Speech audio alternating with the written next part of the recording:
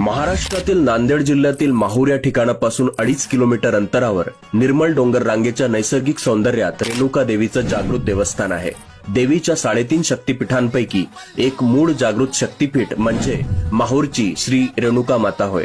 सुमारे 800 ते 900 वर्षांपूर्वी यादव काळात हे मंदिर बांधलं गेलं असं म्हटलं जातं। दरवर्षी दसऱ्याच्या दिवशी रेणुका देवीच्या स्मरणार्थ एक मोठा मेळा इथे भरतो। माहूर हे ठिकाण गुरु दत्तात्रयांचं जन्मस्थान आहे। गुरु दत्तात्रयांचे पालक ऋषी अत्री आणि माता अनुसया येथे राहत होते। एकदा ब्रह्मदेव, विष्णुदेव आणि भगवान शिव यांना अनुसया मातेबद्दल बातमी मिळाली की तिच्या इतकं पवित्र दुसरं कोणी नाही। तेव्हा तिच्या धार्मिकतेची परीक्षा घेण्यासाठी ते भिक्षा मागण्याच्या वेशात येथे आले होते असं म्हणतात। असं मानलं जातं की जमदग्नी ऋषींची पत्नी रेणुका माता हिचा स्वतःचा मुलगा परशुराम याने शिरच्छेद केला होता आणि तिचं डोकं इथे पडलं होतं। नंतर जमदग्नी ऋषींनी त्यांचा मुलगा परशुराम याला वरदान म्हणून रेणुकेला पुनर्जन्म दिला।